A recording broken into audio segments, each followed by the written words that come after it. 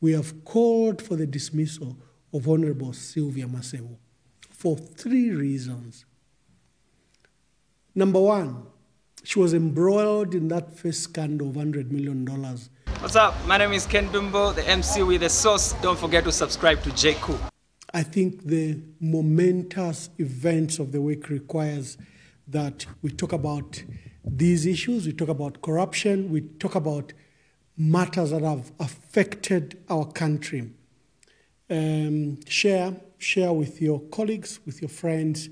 Let us discuss things happening in this country. I think more have happened this week than has happened the last 3 years. We've never seen such momentous issues affect our country, shake our country, rock our country. So quickly share, so that you alert others that we are live, and we are live just to discuss the issues of corruption. Our theme this evening is the deep-rooted corruption under President Hakainde Hichilema. Things fall apart. The deep-rooted corruption under President Hakainde Hichilema. Things fall apart, and things are falling apart. We have seen various resignations and various dismissals. It's time we spoke about them. So, thank you very much. Good evening to all that are watching us and have joined us by social media. I thought that we should make this second broadcast. Remember, the other day, I think that was Tuesday or Wednesday, we went live in the afternoon and we had to discuss the issues of human rights, and we had to catalog the abuse of human rights and how it is affecting the state of our country. We demonstrated why an officer of the Zambia police, who should have been a good ambassador for our country, lost his bid to be Secretary General of the Interpol, the International Police Organization, a forefront organization in crime prevention, crime fighting at international level, and coordination of police forces. He lost that election partly to the human rights abuses occurring and perpetrated by the Zambia police. We stated that there were many issues that were cited, by various international reports, and the particular case that I had cited on that report. Today, we are discussing the deep-rooted corruption under President Hakainde Hichilema. Things fall apart. That's what we are discussing. So just share quickly so that we get as many people as possible to discuss the welfare of our country. I know it's a Friday, but this broadcast couldn't wait. I will start with academic researcher, law lecturer, and constitutional lawyer, Dr. O'Brien Kaba. He wrote a piece and he titled it, "What Has Gone Wrong with the UPND Government?" What has gone wrong with the UPND government's fight against corruption, and what President Hichilema must do. University of Zambia academic, researcher, and law lecturer, and constitutional lawyer, Dr. O'Brien Kaba, wrote a piece, "What has gone wrong with the UPND government's fight against corruption, and what President Hichilema must do." This piece was, I think, one of those momentous, well-written pieces for 2 reasons. This piece, when it came out early this week, which has caused the changes we have seen, it immediately took over the national narrative, and it has changed the perception, the state, and course of President Hichilema's government.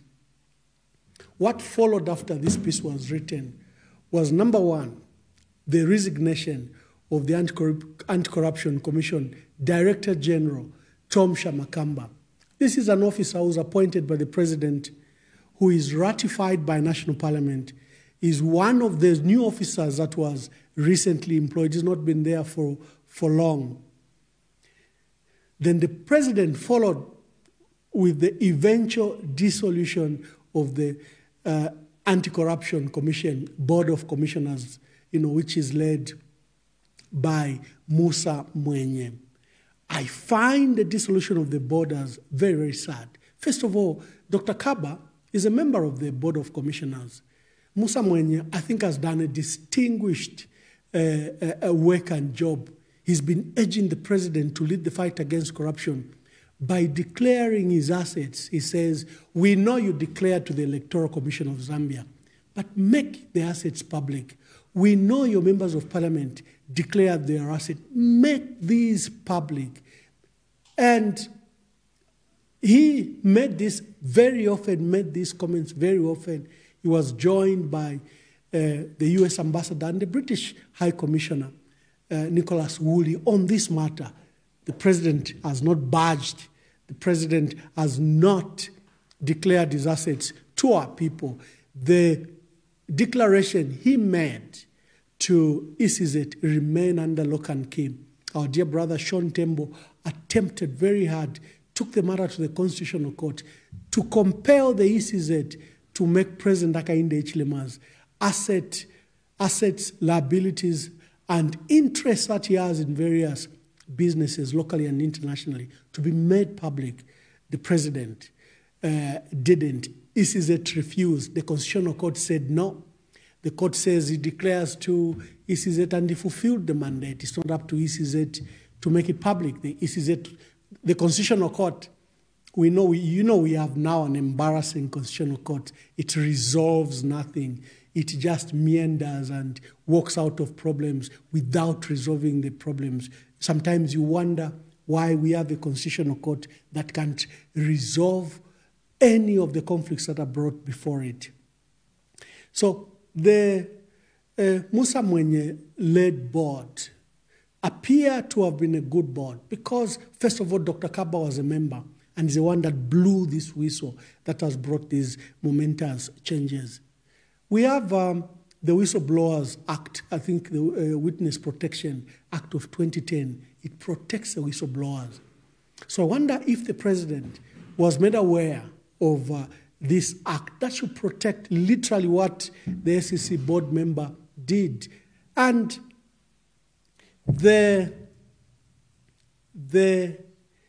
remember just a few weeks ago, the president was swearing in a member of the Board of Commissioners of the ACC who was recently ratified by the National Assembly, Jack Kalala.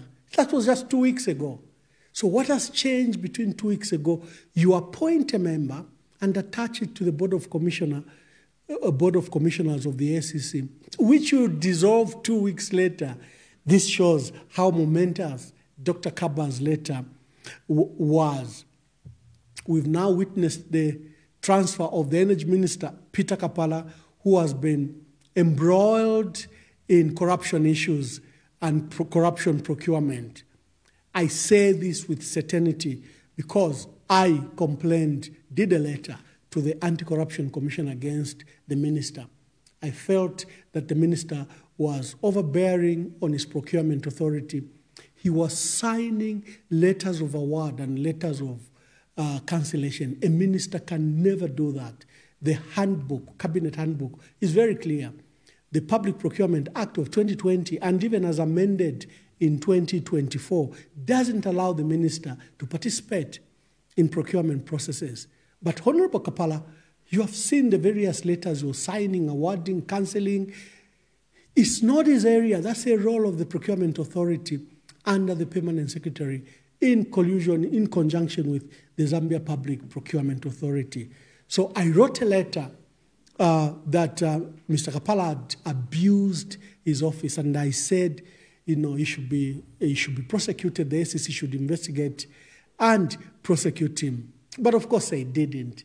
I've written over 5 letters to the ACC, and they have not in any way dealt with the issues we've raised.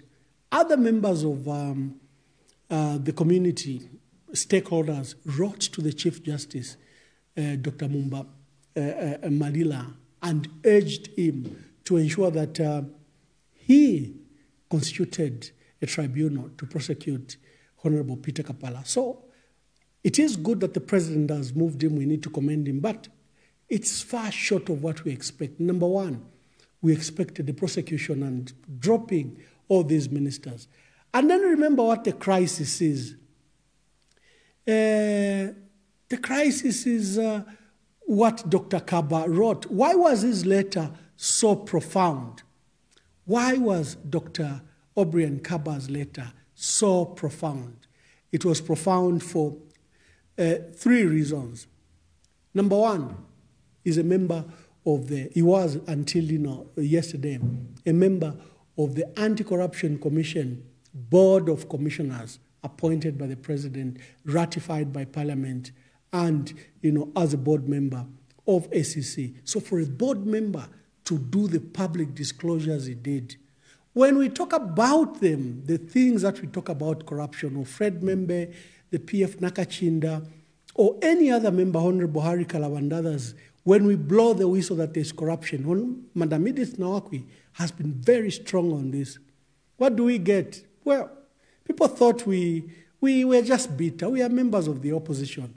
Now here is an insider appointed by the president who sits at the ACC, who has those regular meetings with the Director General of the ACC. So it became very clear that the allegations he was raising are very, very credible.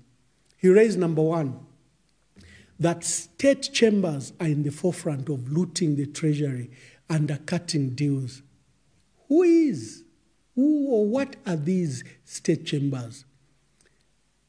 It is the Attorney General's office.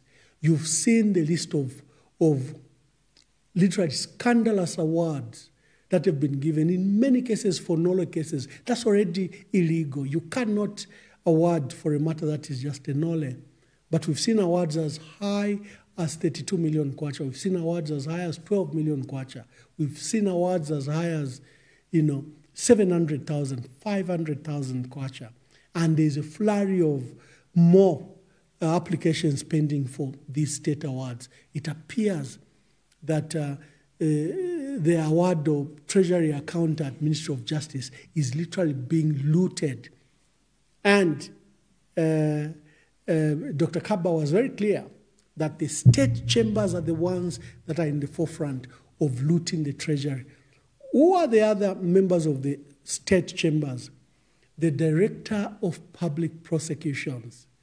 So can you imagine that this corruption is being led by people that should fight corruption?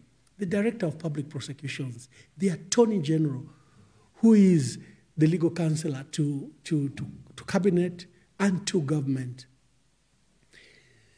He also talked about that most of the settlements are tainted with corruption and kickbacks. These are grave, grave allegations. Then we had the $65 million scandal. The Zambia Medicine and Medical Supplies Authority, ZAMSA, we talked about it as members of the opposition when the document leaked that they were trying to procure medicine from an Egyptian procurement agency. It doesn't manufacture any medicine. It's an agency, and we're going to pay it up to $70 million for it now to look for medicine, whether they were going to look for medicine in Egypt or in India, then send it to Zambia. You must have seen the coverage around that matter, $70 million or $65 million.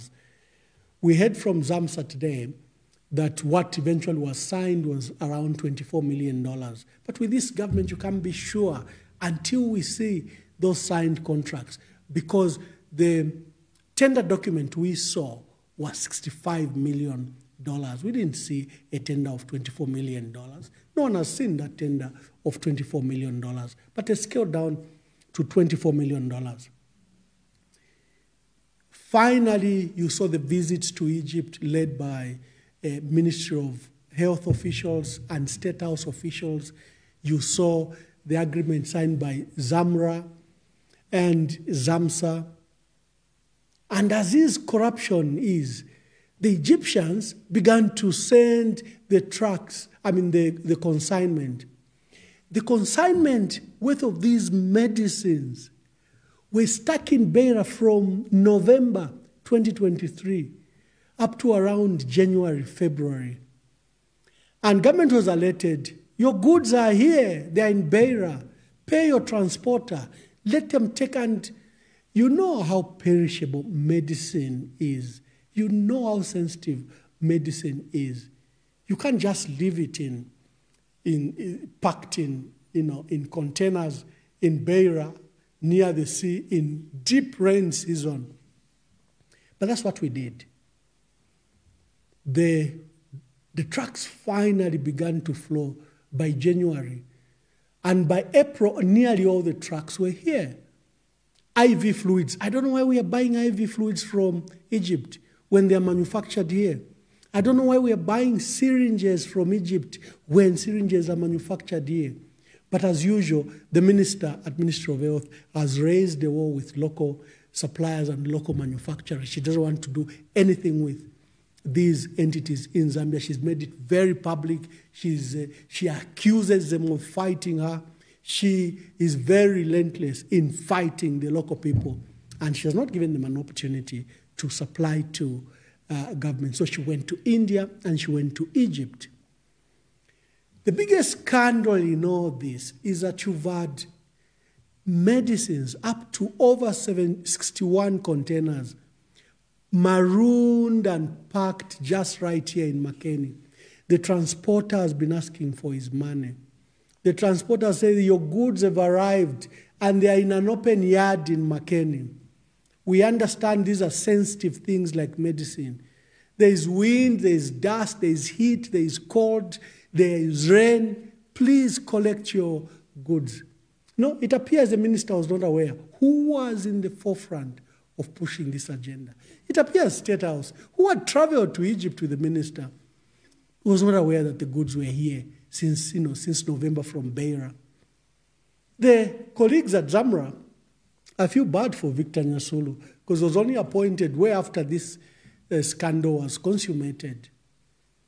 What happened? He seems also not to have been aware. Permanent secretaries, all the 3 permanent secretaries at Ministry of Health claim they are not aware. That's the sad part about corruption, is as soon as the goods are paid for, no one bothers if the goods have come because everyone has walked away with the commissions. Everyone is satisfied.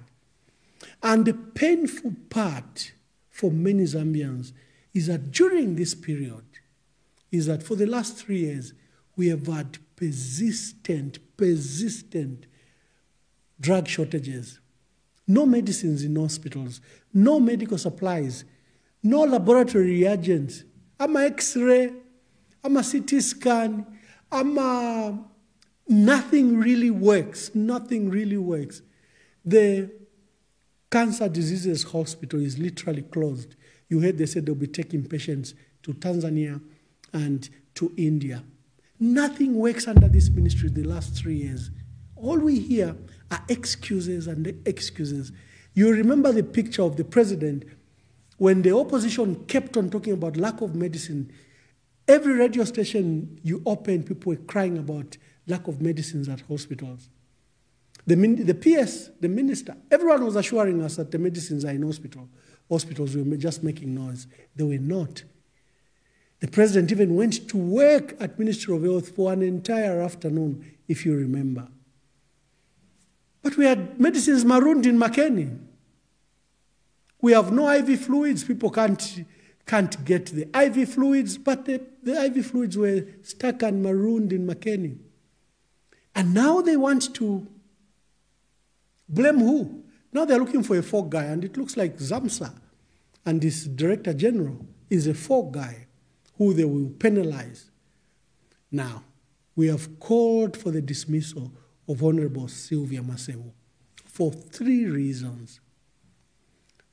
Number 1, she was embroiled in that first scandal of $100 million for Infectious Diseases Hospital. It was set for $100 million. The contractor even made public documents where he even alleged that the minister had asked for a bribe, that the minister had asked for a high-value vehicle, that he had actually hosted the minister in South Africa. Who was punished? Even when the people involved in all this, who was punished? A distinguished man called Dr. George Magwende. He was dismissed, humiliated with an arrest. And we don't even know what has become of that case. Honorable Sylvia Masebo escaped that 100 million scandal, despite the overwhelming evidence that came to the attention of the public. Now we have this scandal, $65 million. Even when they say it's $24 million, when $24 million partly, the entire vice president of the US was here, and she gave us $16 million, and it graced all the newspapers as big headlines. So whether it's $24 million or $65 million, that's a lot of money. That's a lot of money.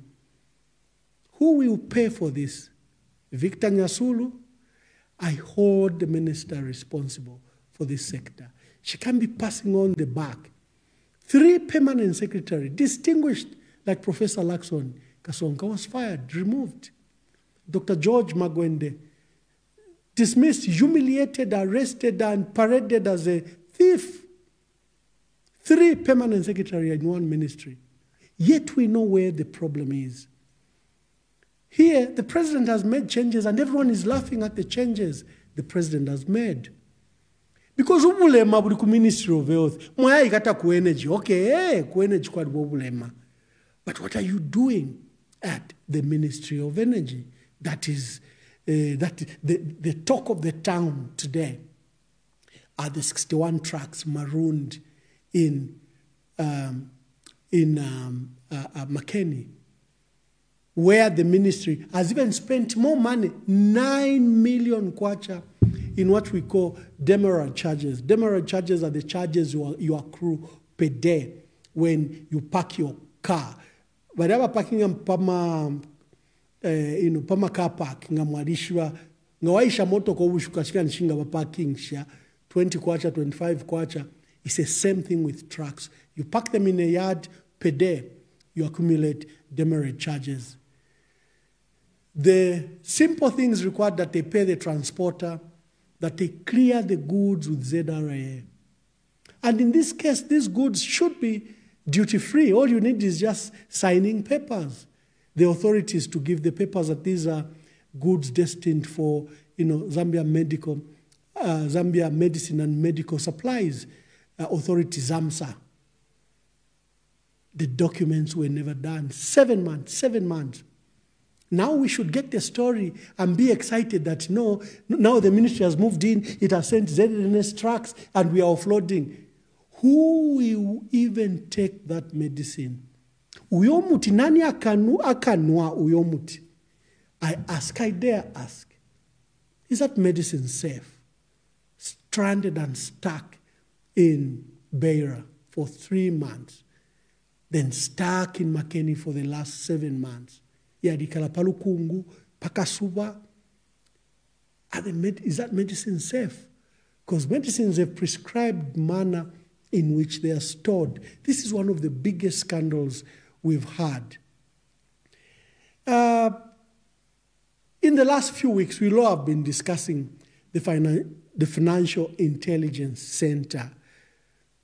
They recorded a staggering 13.5 billion kwacha in suspicious transaction in 2023. This is under Hakainde Ichilema. It's not under Edgar Lungu. And that there is significant increase in these suspicious transactions by 5.85 billion kwacha, which was recorded in 2022. The Financial Intelligence Center Director General, Mr. Clement Kapalu, announced that the center analyzed 15,696 suspicious transaction reports and disseminated the findings to various law enforcement agencies for investigations and possible prosecution. And they also disseminated the information to the Zambia revenue authorities because about 1.2 billion assessed. The principal tax was never paid. Mr. Kapapula also highlighted that law enforcement agencies reported ongoing investigations and prosecution, some accused individuals already convicted in some cases, resulting in non-conviction-based forfeitures. But the trend is the corruption has jumped significantly. In fact, the jump is by 112% from what it was in 2012. The matters affecting our country are serious. This is a government that said they'll fight corruption. But look at the litany of huge corruption allegations. I like the one by Dr. Obren Kaba when he says state institutions are participating. There's one corruption case I always cite because of its significance if we attended to it. We have a case that occurred at First Quantum and Kansanshi Mine. Remember Kansanshi Mine? The copper and gold company is owned by ACC and by First Quantum.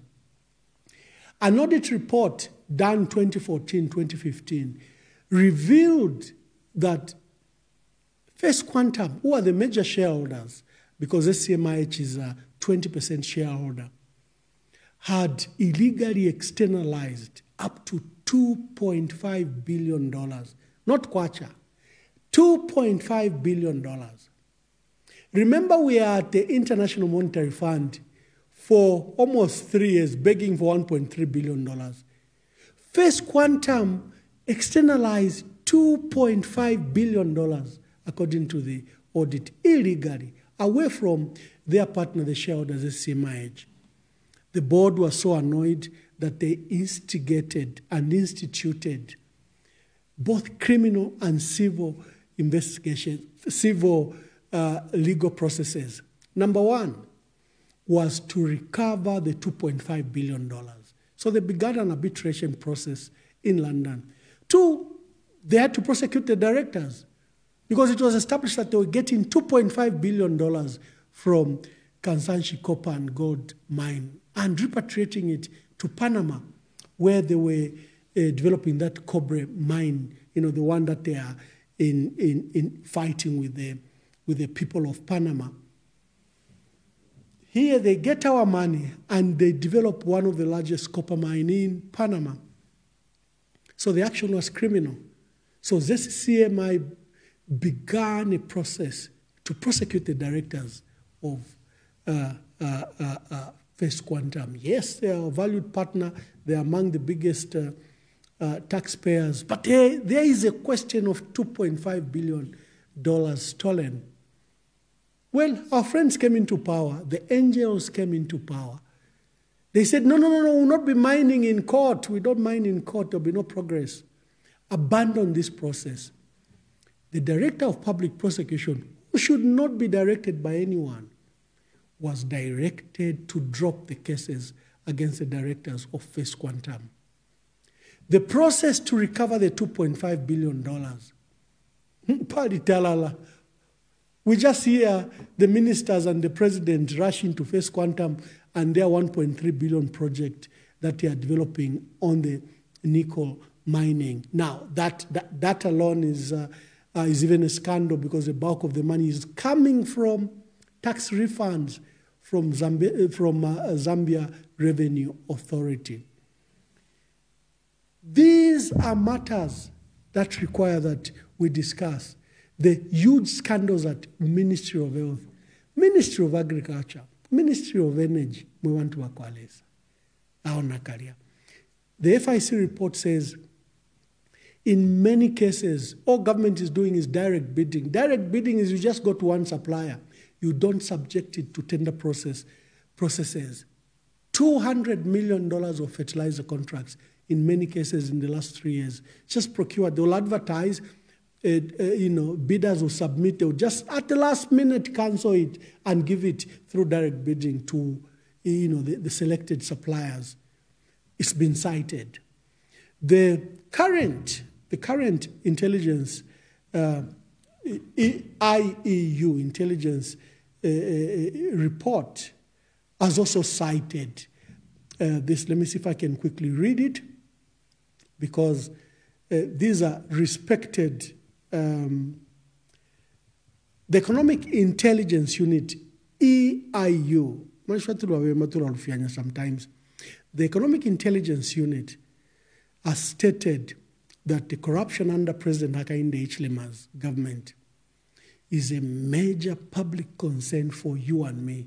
It has never gone away. This is a man who came to fight corruption. This is a man that keeps on telling people the PF store, the PF store. He keeps on saying, no, we are recovering. No, we. Yet, it's his government. In fact, in our estimation, the UPND has demonstrated that is probably the biggest looter of the treasury since 1964. In the last 60 years, the kind of looting we are seeing, I think, remains unprecedented. This is what the Economic Intelligence Unit latest report, it was released last week, I will post it on my page. It says, although President Hichilema's administration has promised to clear up government corruption, to clear up government of corruption, corruption remains a major public concern. Many media outlets and opposition groups like ourselves have labeled the anti-graft efforts by the current administration as largely superficial. You know, it's like the debt. They say the PF left a mountain of debt. How much is our brother, my uncle, Honorable Dr. Stumeko Msokotwane, borrowing? He's borrowing at a far faster rate than any government previously. But they keep on telling you, the PF left a debt, the PF left a debt. And when we try to shine on how much they're accumulating in local and international debt, this is clean debt. It's IMF World Bank. It's Africa Development Fund, this European Investment Bank. This debt is clean. The PF were getting loans from China. Are the loans from China dirty? Are the loans from China dirty? And lucky enough for the PF, you can put every single cent of what they borrowed to a project. It's listed, you can see on the list. Whether it's Kenneth Kaunda International Airport, whether it's Simon Mwansaka Pwepwe Airport, whether it's a power station, the upgrade of Kariba North Bank, or the construction of a brand new power station in Kafiwe Gorge Lower, whether it's the upgrade of the original Kafiwe Gorge, whether it's the construction of a new site like Iteji Dam, whether it's a schools, colleges and universities, whether it's a health center, 650 of them were built, 99 mini hospitals were built, 65 district hospitals were built. You can put a cent to every dollar that was borrowed, you can put it to a project of the PF. Where can you put the money? You cannot. Out of $1.7 billion, the IMF have released $1.1 billion. What have our colleagues done with it? What have our colleagues done with it? And all the borrowings they've done. And then look at the grants. They're receiving some of the largest grants we have seen in the last 20 years. But where is the money going? When we shine the light on the debt they're accumulating, they say, no, don't worry, the PF left a mountain of debt. When we say they are looting, they are the biggest plunderers, they say, no, the PF store, that's why they are in court. You created a new court, the Financial and Crimes, the Financial, Economic and Financial Crimes Court, under dubious circumstances, under legalities that are questioned. Can we see your men and women that have been looting the last 3 years begin to appear before that court? Why are they being protected? The dismissal of the Director General at the ACC, our brother, Mr. Tom Shamakamba, should not be the end of it. There are allegations against him, strong allegations against him. The allegations against state chambers, against the Director of Public Prosecutions, against the Attorney General, against the Solicitor General, and others. the selected judges that have been participating in this process, all require, if we are serious, to begin by next week to appear before the Economic and Financial Crimes Court. But of course, that's not a court for them. That's a court for PF officials. That's a court to destroy the opposition. It has nothing to do with fighting corruption.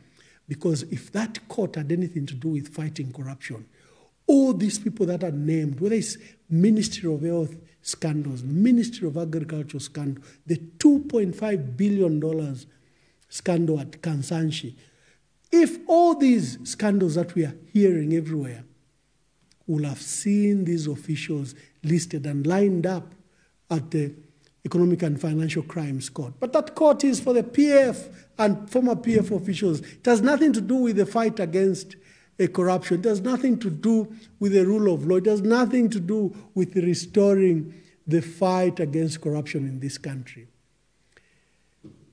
I thought these matters were very important, that we should discuss them.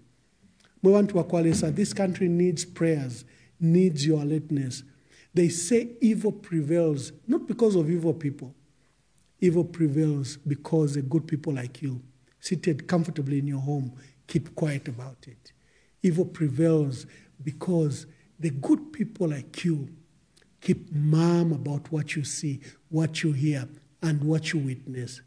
You allow our treasury to be looted in the manner that our treasury is looted. Every year, the thieves know they are such a big cartel.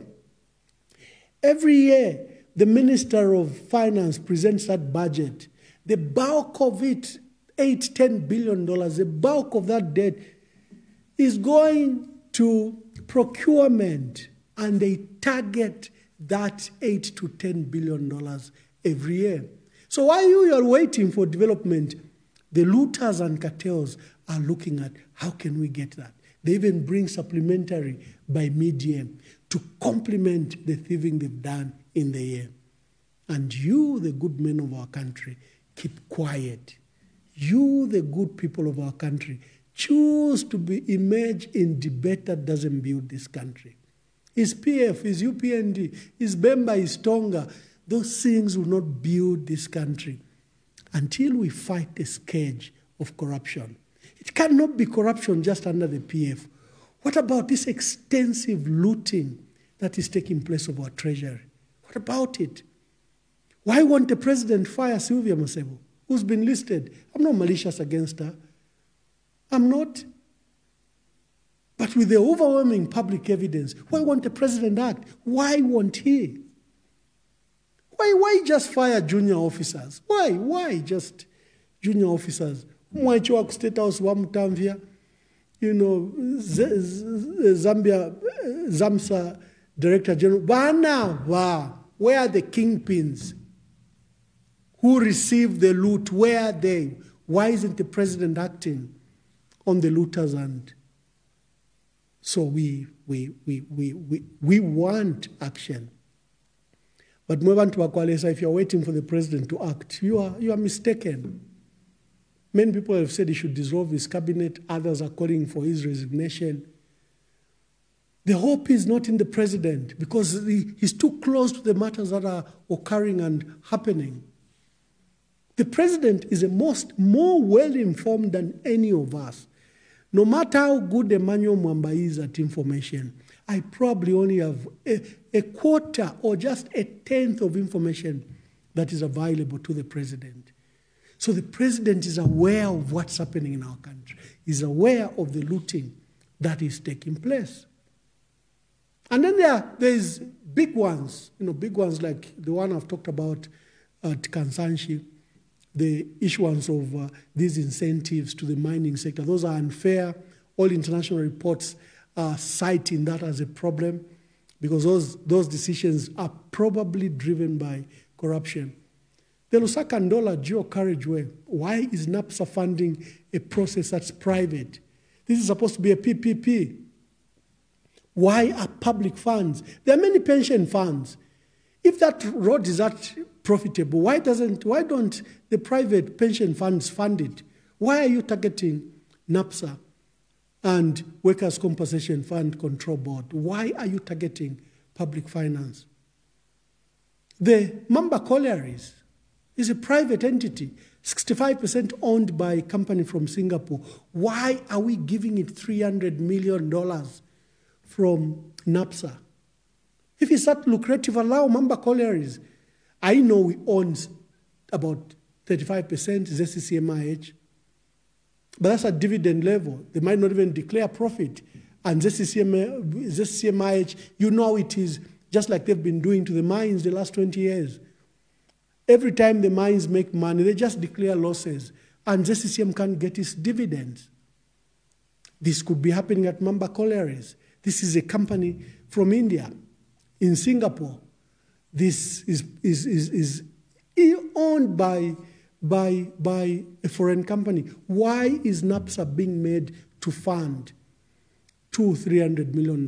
Why? If the process is not driven by corruption. Why? We should ask these questions. Why? When did NAPSA ever fund any of our local ventures? You mean we don't have young people in Zambia, young entrepreneurs that want to set up manufacturing plants, solar plants, that can get power purchase agreements with ZESCO? You mean NAPSA doesn't see them, but it can see foreigners like the Chinese that are supposed to do the Lusaka and Ndola dual carriageway? And for Lusaka and Ndola dual carriageway, we want to Akwalesa. The companies cited there are multi-billion-dollar companies. China State, Avic even builds planes, and they've built one of the latest planes that will rival Boeing. You mean they can fail if they win an award and they'll be returned for 25 years? You mean Avic can fail to get $300 million from its parent company? You mean China State that builds railways and those huge bridges worth billions of dollars in China, you mean they can fail to get $400-500 million to do the Lusaka and Ndola dual carriageway? Why are we making NAPSA that should be funding other ventures? Do give a private, the so-called PPPP. If it's a public-private partnership, the role for our role as public is to give them the road. That's our role. The aim is to look for funds to build it. Not via Bula Futindala Mashes, Ishabalanda, Ishabakunapsa, Ishomwabika Masebo. Then they will reap for the next 25 years.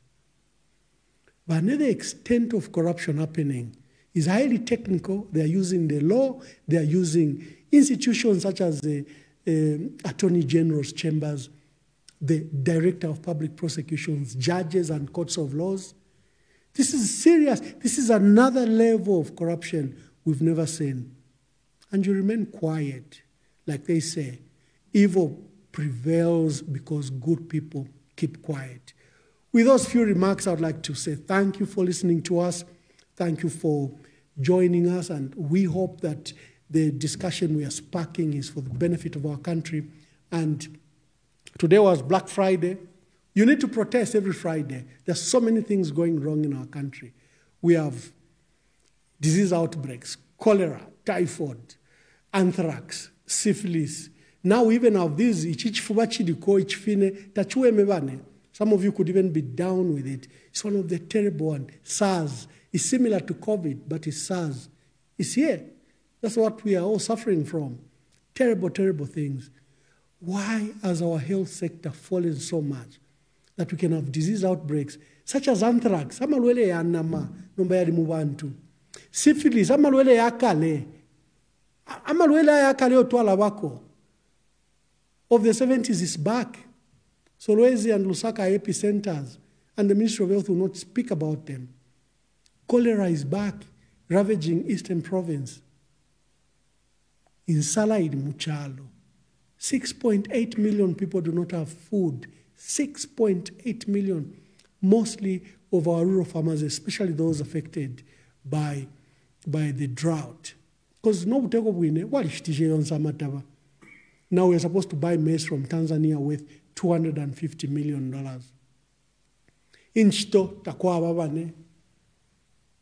Then we have load shedding. Because